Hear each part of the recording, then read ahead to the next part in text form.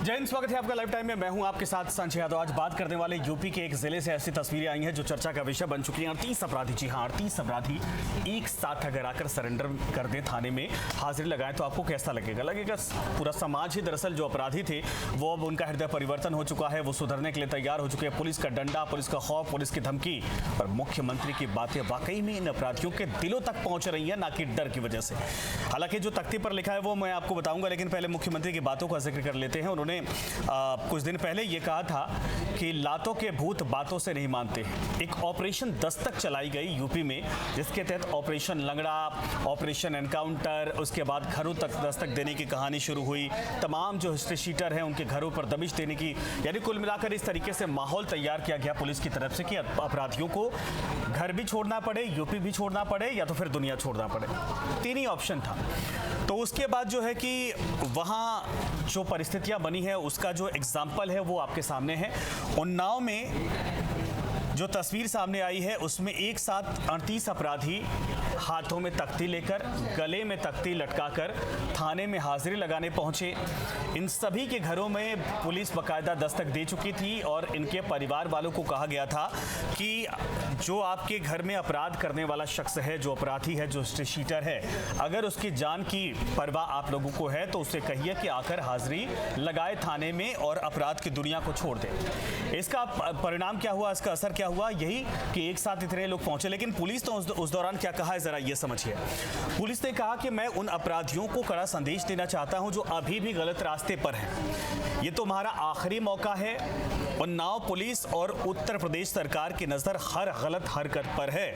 अगर तुमने ये सोचा कि तुम कानून की नजरों से बच जाओगे या फिर किसी तरीके से चकमा दे लोगे अपराध की दुनिया में, तुम अपराध करते जाओगे, लोगों को परेशान करोगे, तो योगी जी का बुलडोजर, लाइन नोट करिए, योगी जी का बुलडोजर और पुलिस का डंडा तुम्हारा इंतजार कर रहा है।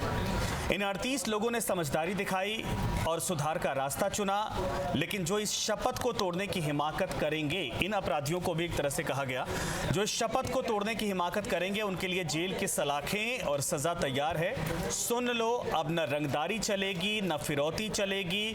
उत्तर प्रदेश अब किसी की बपौती नहीं।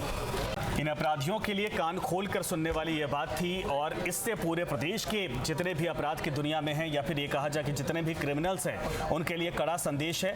अगर थानों की पुलिस, जिले की छोड़ दीजिए, थानों की पुलिस अपने थानों में इस तरीके से जाकर अभियान चला रही है, ऑपरेशन दस्तक के तहत तमाम जो हार्ड कोर या हिस्ट्री शीटर हैं उनके घरों में जाकर दबिश दे रही है और उसका परिणाम है कि 38 अपराधी एक साथ आते हैं, थाने में सरेंडर कर देते हैं, तो यह बहुत बड़ी सफलता के तौर पर। हालांकि अब देखना यह है कि पूरे कार्रवाई के बाद वहाँ के कप्तान की तरफ से बड़ी तारीफ की गई है, लेकिन मुख्यमंत्री जी की तरफ से और डीजीपी साहब की तरफ से क्या कुछ कहा जाता है। लेकिन ये अपने आप में एक बड़ा संदेश है कि यूपी में 8 साल मुख्यमंत्री योगी आदित्यनाथ को हो चुका है। अपराधियों की खैर नहीं है, बड़े बड़े अपराधी एनकाउंटर में मारे गए।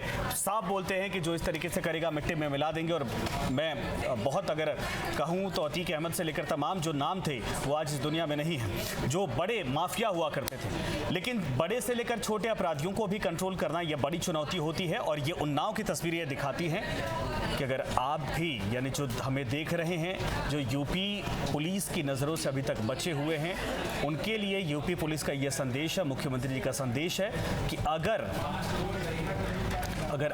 अभी तक आप भी नहीं सुधरे हैं तो आपके पास भी ये मौका है सुधरने का।